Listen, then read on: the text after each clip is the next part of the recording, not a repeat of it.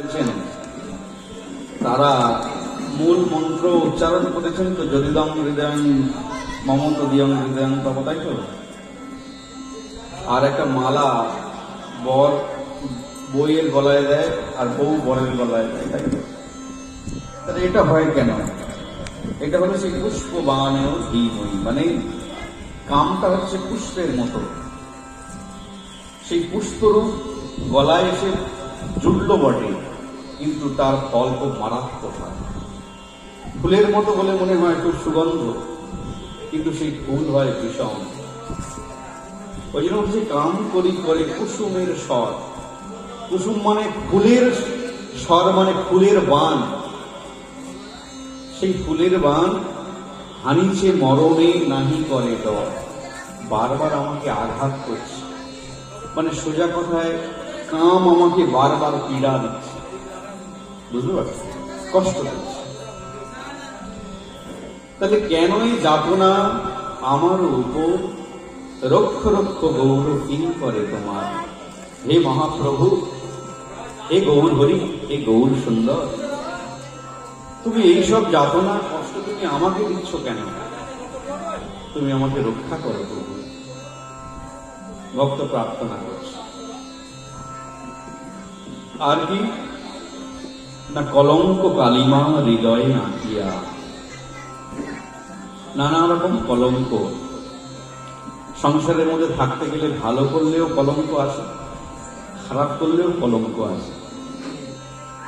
আবার অনেকে নিজের ইচ্ছাতেই কলঙ্ক ডেকে নিয়ে আসে। তাহলে কপট ও তমসা নিবিড়ে ঢাকিয়া। কপট মানে ছলনা করা। সেই ছলনা করে একটা অন্ধকার তৈরি করা, যেন কেউ জানে না, কেউ বুঝতে পারে না। তাহলে এইরকম আমার জীবন ছল কপটে ভরে গেছে। হে মহাপ্রভু, হে গৌর সুন্দর, হে চৈতন্য দেব, আপনি দয়া করে তোমার প্রেমের আলো প্রজ্বলিত করে, তোমার প্রেমের বিদ্যুৎ রূপ যে আলো, সেটা কি না, দামিনী চমকে। দামিনী মানে বিদ্যুৎ। দামিনী চমকে প্রেমেরও আলোক জ্বালিয়ে এবার। আমি আশা করছি হে গৌর সুন্দর, তোমার এই প্রেমের আলোক আমার হৃদয়ে প্রজ্বলিত হবে। তুমি সেই কৃপা আমাকে করো। যখন এই প্রকার তুমি আমাকে কৃপা করবে, তখন কি হবে? আমার মধ্যে সরলতা। যারা সাধু, যারা ভক্ত, তাদের মধ্যে সরলতা। সরলতা সুধা ধারা বহিত। সেই সরলতার একটা ধারা বইবে। কোথায় না আমার হৃদয়ের মধ্যে সরলতা, না হলে এই জগৎ সংসারে কোথাও সরলতা নেই। যেখানে যাবেন দেখবেন কপটতায় ভরা, তাই তো। সব জায়গায় কপটতা, তো সবাই কপটতা করে। তাহলে যখন সরলতা সুধা ধারাবহী যাবে আমার মধ্যে, তাহলে ধীরে ধীরে সেই সময় ভক্তির পদ্ম আমার হৃদয়ে প্রস্ফুটিত হবে। কি হবে? আমাদের হৃদয়, তো হৃদয়টা পদ্মের সঙ্গে তুলনা করেছে। বলছে সেই আমার হৃদয় পদ্ম তোমার চরণে অর্ঘ্য দেব। কি দেব? অর্ঘ্য মানে পূজা দেব তোমার চরণে। ভক্তের অনুরাগ সে বলছে। তখন কি হবে না, দীনতা ভূষণ ও বাহুতে ধরি। যখন সাধনার জ্ঞান নেই, ভজনের জ্ঞান নেই, তখন দৈন্যতা আসবে না। দৈন্যতা মানে গদগদ ভাব, যে না আমি কিছু না, সবই ঈশ্বরের, সবই ভগবানের, আমি তো শুধু কর্ম করি। এই প্রকার যে দীনতা, দৈন্যতা, সেই ভাবটা তখন আসবে। না হলে হয় না। এমনিতে বলবে যে না আমার এই আছে, আমার ওই আছে, এই প্রকার অহংকার করবে। তাহলে সেই দীনতা ভূষণ, দীনতারূপ অলঙ্কার আমি হাতে ধরে হে গৌর সুন্দর, তোমার নাম গ্রহণ করে আমি নৃত্য করব, এইটাকে বলে প্রেম। আর না হলে একটুখানি অনুষ্ঠান হলো কি না হলো, বোতল থেকে ঢেলে খেয়ে যে নৃত্য, তার দ্বারা কখনো প্রেম উৎপন্ন হয়, বিপত্তি উৎপন্ন হবে এবং ভীষণ চরম ফল হয়ে যাবে, খারাপ হয়ে যাবে। ওই জন্য ওই রকম পাকামো কখনো করতে নেই। সাধুরা খুব কড়াভাবে কথা বলে, ওই সমস্ত জিনিস থেকে দূরে, কোটি কোটি গুণ দূরে থাকে। আর কি, নাম প্রেমে মাতি পাগল হইব, এই যে মেতে যাব, মত্ত হব, এটা সত্যিকারের হরিনাম গ্রহণ করতে করতে। যখন দেখবেন সর্বদাই হরে কৃষ্ণ কৃষ্ণ কৃষ্ণ হরে হরে রাম হরে রাম, এটা জপ করতে করতে জিহ্বায় নৃত্য করে। কি হয়? জিহ্বায় নৃত্য করে, নাচতে থাকে। একবার কি হয়েছিল, মহাপ্রভু তিনি বাথরুমে গেছেন, বাহ্য ক্রিয়া, আর মহাপ্রভু যেহেতু সর্বদাই কৃষ্ণ নাম করে, সে থামতে বললেও থামে না। তখন এরকম জিভটা টেনে ধরে তিনি শৌচ ক্রিয়া করছেন। আর সেই সময় কে, হরে কৃষ্ণ হরিদাস, ছোট হরিদাস ঠাকুর তখন বলছেন যে প্রভু আপনি জিভ ধরে এরকম জিভ ধরে আছেন কেন? তখন বলছে দেখো আমি তো এখন অশৌচ অবস্থা,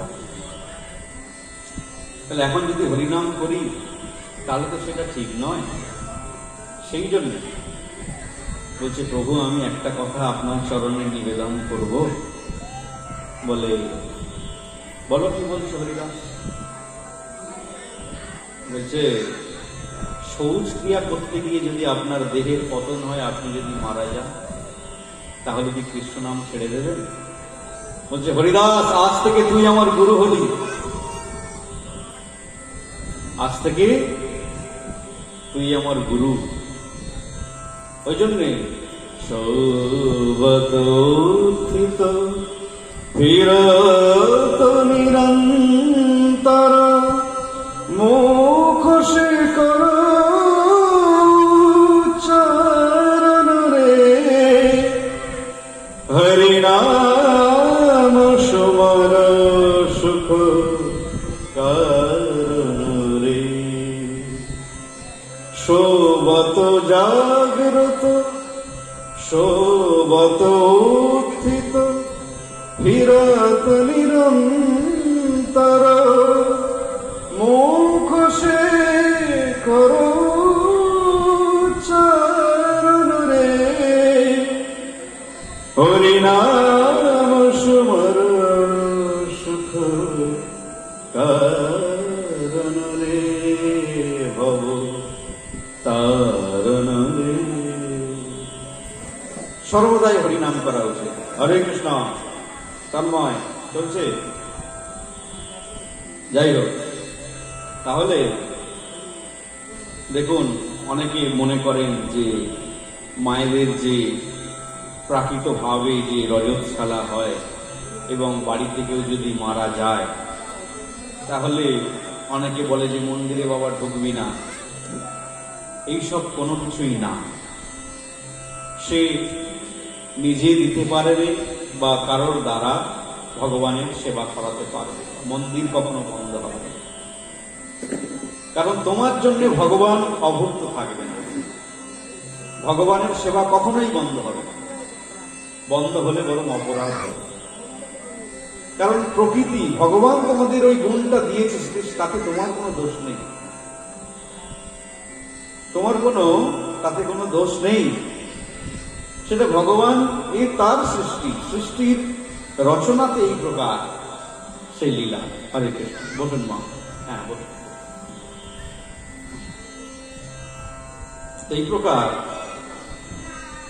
তাহলে কখনো ভগবানের ভজন বা সেবা বন্ধ রাখতে নেই।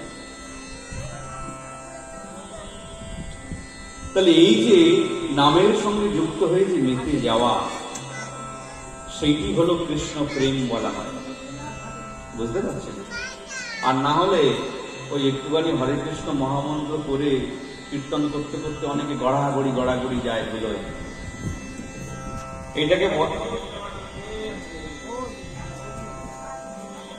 এটাকে বলে দু পয়সার ভাব। কি বলে?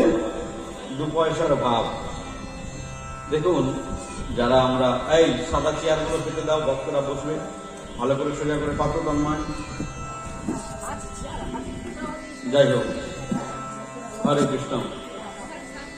শুনুন, এই যে দু পয়সার ভাব বলে এটা, কিছুক্ষণ গড়াগড়ি খেয়ে একেবারে মনে হলো যেন কত ভাব এসেছে, আবার মুহূর্তের মধ্যে সেসব ভাব চলে যায়, আবার স্বাভাবিক হয়ে যায়।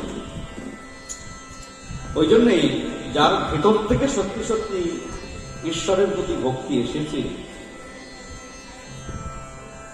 তার যে অপূর্ব আনন্দ, সে আনন্দের কোনো সীমা নেই। সেইটাকে বলা হয় উন্নত উজ্জ্বল রস। কি বলা হয়? উন্নত উজ্জ্বল রস। ভালো করে একটু আপনারা শ্রবণ করুন। কেউ হয়তো এত ধরে ধরে বলবে না, উন্নত উজ্জ্বল রস কেন বলা হয়? না, জগতের যা কিছু রস আপনি পান করুন না কেন, এই দুদিনের মধ্যে সেটা মলিন হয়ে যাবে, ময়লা হয়ে যাবে। কিন্তু চৈতন্য মহাপ্রভু যে হরিনাম সংকীর্তনের যে প্রেম রস তিনি জগৎ জীবকে প্রদান করেছেন, তাকে বলা হয় উন্নত উজ্জ্বল রস। সোনাকে ঘষলে যেমন দিন দিন চকচক করে, তেমনি ভগবত ভক্তি যত করবেন তত আরো আপনার মধ্যে কৃষ্ণ ভক্তি, প্রেম ভক্তি জাগরিত হবে। প্রসঙ্গত বলি, এই ভক্তির কটা পর্যায় আছে। বৈরাগ্যের পর্যায় আছে। বলা হয় যুক্ত বৈরাগ্য, ফল্গু বৈরাগ্য এবং মর্কট বৈরাগ্য। একটু শুনুন। এই বাচ্চারা, ওদিকে কথা আসছে, শোনো।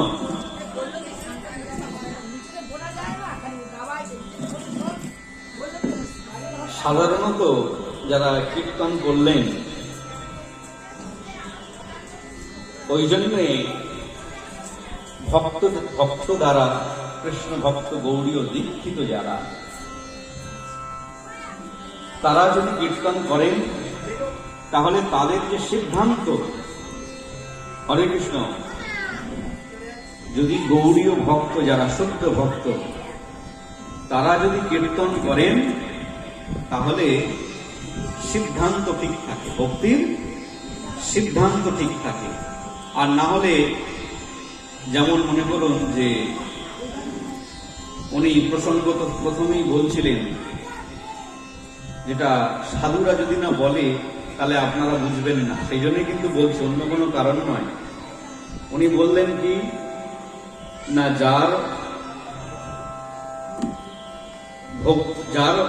ভক্তি হয় সে সাজে না, আর যে সাজে সে ভজে না। এই কথাটা একদম ভুল, এরকম নয়। শুনুন, যুক্ত, হরে কৃষ্ণ, আসুন এই বাঁদিকে রুমে আপনারা অবস্থান করুন, হরে কৃষ্ণ। তাহলে যুক্ত বৈরাগ্যের লক্ষণ কি? না, সরাসরি মালা তিলক ধারণ করা এবং লোক সমকক্ষে একবার নর্মালি ঘুরে বেড়ানো, এইটাকে বলে যুক্ত বৈরাগ্য। সবার সামনাসামনি, এরকম কোনো লুকিয়ে ব্যাপার নেই। তাহলে যারা এই প্রকার মালা তিলক ধারণ করে ভজন করে, তারা, তাদের যে বৈরাগ্য দেখা যায় তাকে বলা হয় যুক্ত বৈরাগ্য। সেটা বৈরাগ্যের 1 নম্বরে রয়েছে, সবার প্রথম। আর একটা বিষয় কি না, ফল্গু বৈরাগ্য। ফল্গু নদী নাম শুনেছেন তো? সেই ফল্গু নদী ওপরে একদম শুকনো, নদীতে কোনো জল নাই, কিন্তু যদি একটুখানি ওর মাটি খোঁড়েন তাহলে দেখবেন তলায় জল আছে, প্রবাহ বইছে। ওই জন্যে অনেকে হয়তো দেখান না, কিন্তু তারা ভক্ত। তাহলে তাদের ভক্তির লক্ষণ হচ্ছে ফল্গু বৈরাগ্য। আর একটা বৈরাগ্য আছে, সেটা হলো মর্কট বৈরাগ্য। কি বৈরাগ্য? মর্কট কাদের বলে? কে বলে? কে আপনারা বলতে পারবেন? বলুন তো। মর্কট, বাঁদরকে বলে মর্কট। তাহলে অনেক আছে ভক্ত, তারা এমনি শাকাহারী নিরামিষ খায়, গ্রহণ করে, ভগবানের ভোগ লাগায়, নিরামিষ গ্রহণ করে, আর এরকম ঘুরে বেড়ায়, কিন্তু সুযোগ পেলেই অপকর্ম করে বসে। বুঝতে পেরেছেন? তাহলে সেই কারণে মহাজনগণ বলছেন যে দেখো, বাঁদর তো, বাঁদরকে কি বলে? বাঁদরের অপর নাম কি? শাখা, মৃগ বা মর্কট বলা হয়, আর অনেক নাম আছে, কক্ষটিও বলা হয়। তো এই প্রকার বাঁদর তো ডালে ডালে ঘুরে বেড়ায় আর ফলমূল খায়, সে তো মাংস নয়। তাহলে সেই বাঁদরকে কি সাধু বলবো? বলা যাবে? কেন? সময় পেলে ঝুপ করে নেমে কলাটা মোড়টা তুলে নিয়ে পালিয়ে যাবে। বলুন রাধে না? তাহলে এই লক্ষণ বৈরাগ্যের লক্ষণ নয়। তাহলে জগতে সাধু নাম ধারণ করে অনেকেই হয়তো এই প্রকার করেন, সেটি করা উচিত না। তাহলে নয়ন ধারাতে স্নান করিব, জীবনে করিব গৌর নাম সার। ভগবানের জন্য যদি চোখের দুটোটা জল ফেলতে পারি, তাহলে তার মতো দান আর কিছু হয় না। আমি কি দিয়ে পুজিব